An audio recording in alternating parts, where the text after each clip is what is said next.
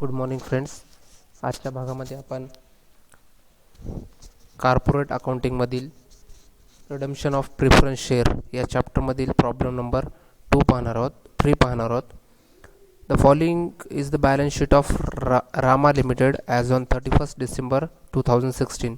Following the balance sheet is given of Rama Limited, that is on the date of 31st December 2016, and below that balance sheet few adjustments are given. तर आपण जर balance sheet पाहिली आहे तर balance शीटमध्ये आपल्याला equity share दिसतील. 5,000 equity shares आहेत. 100 रुपयाचा एक इक्विटी शेअर, याप्रमाणे 5 लाख रुपयाचे इक्विटी शेअर आहेत आणि 2,000 प्रिफरन्स शेअर देखील आहेत. प्रिफरन्स शेअर कोणते आहेत तर ते रिडीमेबल प्रिफरन्स शेअर्स आहेत, ज्यांची किंमत 100 रुपये प्रत्येकी आहे. 2 लाखाचे प्रिफरन्स शेअर्स आहेत.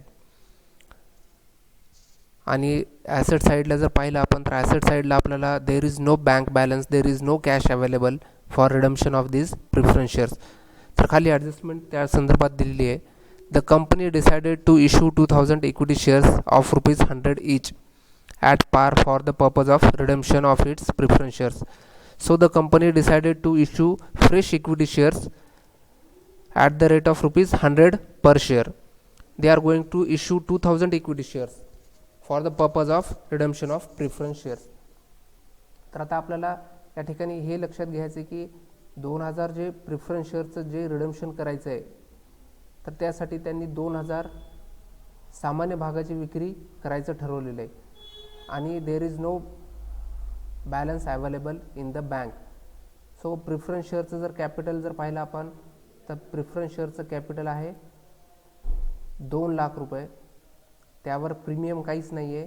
प्रीमियम म्हणजे 100 रुपयाचा भाग 100 रुपयानेच आपण परतफेड करतोय आणि प्रीमियम काही नाही आहे, म्हणजे टोटल आपल्याला 2 लाख रुपयाची परतफेड करावयाची आहे.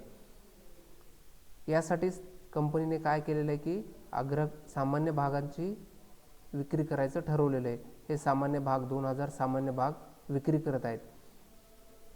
या सामान्य भागाची विक्री करत असताना देखील ते प्रीमियमने देखील करत नाही आहेत आणि डिस्काउंटने देखील करत नाहीत. याचाच अर्थ 100 रुपयाचा भाग 100 रुपयालाच विकत आहेत. तर अगोदर आपल्याला या सामान्य भागाची मार्केटमध्ये विक्री करावी लागणार आहे आणि पैसे आल्यानंतर आपल्याला अग्रहक्क भागाची परतफेड करावी लागणार आहे. तर चला तर अगोदर सामान्य भागाची विक्री करण्यासाठीची जर्नल एंट्री पास करूयात. बँकेमध्ये पैसे येणार आहेत. बँक अकाउंट डेबिट 2 लाख रुपये, 2,000 भाग गुणिले 100 रुपये म्हणजे 2 लाख रुपये येतील. To equity share capital account 2 lakh rupees. बँकेमध्ये पैसे येणार आहेत म्हणून बँक अकाउंट डेबिट करावी लागेल. आणि कशाचे पैसे आहेत तर इक्विटी शेअर कॅपिटलचे. Being equity share issued at par म्हणजे सामान्य भागाची विक्री दर्शनी किमतीला केली आहे म्हणून आपण दाखवलेले. तर आता आपल्याला जे भागधारक आहेत अग्रहक्क भागधारक त्यांना पैसे किती द्यायचे आहेत 2 लाख रुपये द्यायचे आहेत. Redeemable preference share capital account debit 2 lakh रुपये द्यायचे आहेत आपल्याला त्यांना. तर हे कोणते भाग आहेत अग्रहक्क भाग आहेत. परतफेडीचे अग्रहक्क भाग डेबिट अकाउंट केलं त्याला आणि कुणाला द्यायचे आहेत प्रिफरन्स शेअर होल्डरला द्यायचे आहेत 2 लाख रुपये. Being amount payable to preference share holders preference शेअर होल्डरला अग्रहक्क भागधारकांना हे पैसे एवढे द्यावयाचे आहेत. त्या संदर्भातील ही नोंद आहे. आणि शेवटची नोंद येईल त्यांना हे पैसे आपण देऊन टाकले म्हणून प्रिफरन्स शेअर होल्डर अकाउंट या ठिकाणी क्रेडिट केलं होतं, या ठिकाणी डेबिट करा. Preference share holder account debit 2 lakh रुपये टू बँक अकाउंट बँकेतून पैसे जाणार आहेत 2 lakh rupees. Being amount paid म्हणजे देऊन टाकले आपण. कुणाला दिले अग्रहक्क भागधारकांना पैसे हे देऊन टाकले. Amount paid to preference share holders. अशा प्रकारे आपल्याला ह्या जर्नल एंट्रीज पास कराव्या लागतील. त्यापुढे त्यांनी काय विचारलेलं आहे company redeemed its preference shares at par, give journal entries and prepare new balance sheet. कंपनीने जे प्रिफरन्स शेअर आहेत ते प्रिफरन्स शेअर्स दर्शनी किमतीला त्याची परतफेड केली आणि तुम्हाला जर्नल एंट्री विचारलेली आहेत आणि बॅलन्स शीट देखील विचारलेली आहे.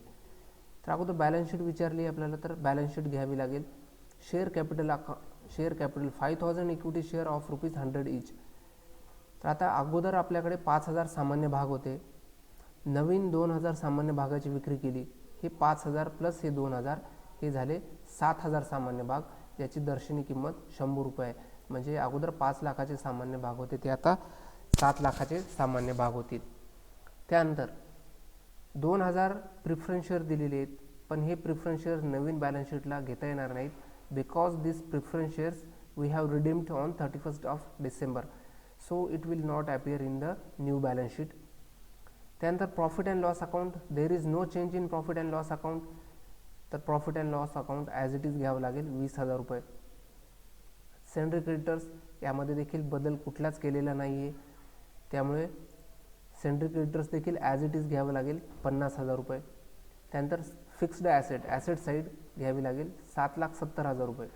ॲसेट आपण नवीन खरेदी केलं नाही किंवा विक्री देखील केलेलं नाही, म्हणजे fixed asset as it is घ्यावं लागेल 7,70,000 रुपये.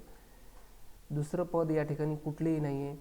त्यानंतर हे प्रिफरन्स शेअरचे जे पैसे 2 लाख रुपये रिडम्शन केलेत, हे भागाची विक्री करून आपण रिडम्शन केलेत, नवीन भागाची विक्री केली आणि परतफेड केलेत, त्यामुळे या ठिकाणी बँक बॅलन्स देखील आपल्याला उपलब्ध राहणार नाही.